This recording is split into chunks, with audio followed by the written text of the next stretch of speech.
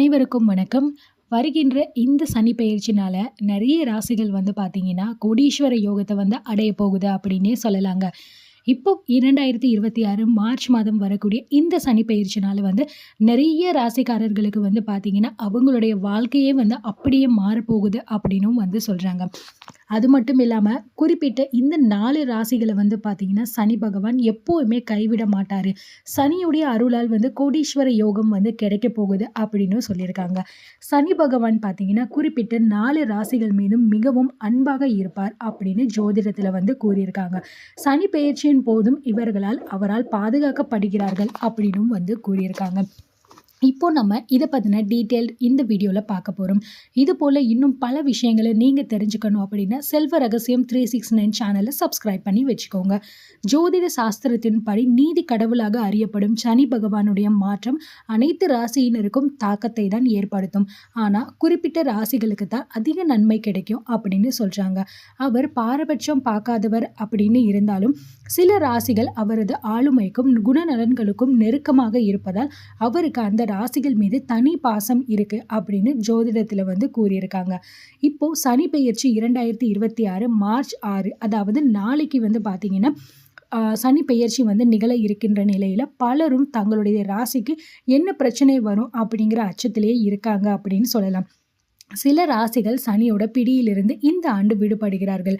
ஆனா சனியோட பிடியில இருந்தாலும் பெரிதளவு பிரச்சனை இல்லாம சனியோட அன்பையும் அருளையும் பெற 4 ராசிகள் என்னென்ன அப்படிங்கிறத இப்போ நம்ம பார்க்க போறோம். முதலாவதாக பார்த்தீங்கன்னா ரிஷப ராசிக்கு சனி பகவான் தர்ம கர்மாதிபதி மற்றும் மிகச்சிறந்த யோகக்காரகன் ஆகிறார். ரிஷபத்தை ஆளும் கிரகம் சுக்கிரன் அப்படின்னு கூறுறாங்க. இந்த ராசிகாரர்களுக்கு விடாமுயற்சி எப்பயுமே இருக்குங்க. இவங்க சனி பகவானுடைய சோதனை கொடுக்க கொடுக்க அதை தாண்டி வாழ்க்கையில முன்னேறி செல்லக்கூடியவங்களா இருப்பாங்க. மிக அதிகமான மனதைரியம் கொண்டவர்களாகவும் இருப்பாங்க. அடுத்ததா துலாம் ராசி. சனி பகவானுடைய உச்சமடையும் ராசி அப்படின்னா துலாம் அப்படின்னே சொல்லலாம். உச்சமடைவது அப்படிங்கிறது சனி பகவான் தன்னுடைய முழு பலத்தையும் இந்த ராசி மீது தான் இறக்க போறாருங்க. இதனால இவங்களுக்கு நற்பலன் ரொம்பவே அதிகமாகுங்க. துலாம் ராசிக்கு அதிபதி வந்து சுக்கிரன். சனியும் சுக்கிரனும் நட்பு கிரகங்கள் அப்படின்னு சொல்லலாம். துலாம் ராசி தராசு, எனவே நீதியை குறிக்கிறது. பாரபட்சம் பார்க்காம நியாயமா நடப்பவர்களை வந்து சனிக்கு ரொம்பவே பிடிக்கும்.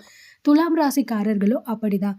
இவங்க யாருக்குமே எதுக்குமே பாரபட்சம் பார்க்க மாட்டாங்க. இதனால் இவர்களை சனி பகவானுக்கு ரொம்பவே பிடிக்கும் அப்படின்னு சொல்றாங்க. அடுத்ததான் வந்து மகர ராசியின் ஆட்சி நாயகனே வந்து சனி பகவான் அப்படின்னு ஜோதிடத்துல வந்து கூறியிருக்காங்க. இந்த ராசிக்காரர்கள் இயற்கையிலேயே கடின உழைப்பாளிகள், பொறுமைசாலிகள் மற்றும் ஒழுக்கமானவர்கள் அப்படின்னும் கூறியிருக்காங்க. இவர்கள் ஆடம்பரம் எதுவுமே காட்டாம தன்னுடைய இலக்கை நோக்கி மெதுவாகவும் உறுதியாகவும் முன்னேறும் குணம் கொண்டவர்கள். இது சனி பகவானை கவர்கிறது. இந்த ஒரு காரணத்திற்காகவே சனி பகவான் இவங்களை காலத்திற்குமே காப்பார் அப்படிங்கிற மாதிரி சொல்லியிருக்காங்க. அடுத்ததா கும்பராசிங்க. கும்பராசியும் சனியின் சொந்த வீடு மற்றும் அவரது மூல திரிகோண ராசி அப்படின்னு சொல்றாங்க. கும்ப ராசிக்காரர்கள் மனிதாபிமானம் மிக்கவங்களா இருக்காங்க. மற்றவர்களுக்கு உதவும் குணம் கொண்டவர்களாகவும் இருக்காங்க. இந்த குணம் சனி பகவானுக்கு ரொம்பவே பிடிச்சதுங்க.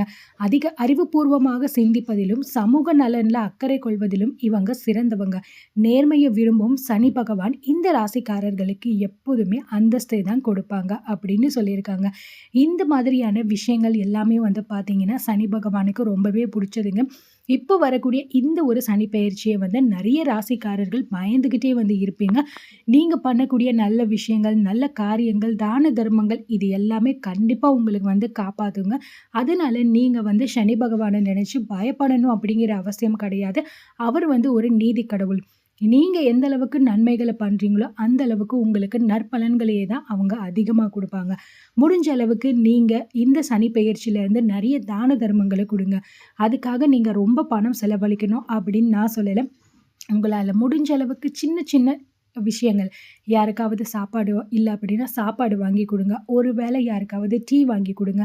இல்லை அப்படின்னா தெருவில் வந்து பார்த்தீங்கன்னா கால பைரவர்கள் இருப்பாங்க இல்லையா, அவங்களுக்கு முடிஞ்சதை நீங்கள் வந்து சாப்பாடு வாங்கி கொடுக்குறதோ அந்த மாதிரி பண்ணீங்க அப்படின்னாலே கண்டிப்பாக உங்களுக்கு சனி பகவான் எப்பயுமே நல்லதை தான் செய்வார். இதெல்லாம் நீங்கள் வந்து ஃபாலோ பண்ணீங்க அப்படின்னா உங்களோட வாழ்க்கையில் எப்பயுமே வந்து நல்ல செய்திகள் மட்டுமே தான் வந்துக்கிட்டே இருக்குங்க.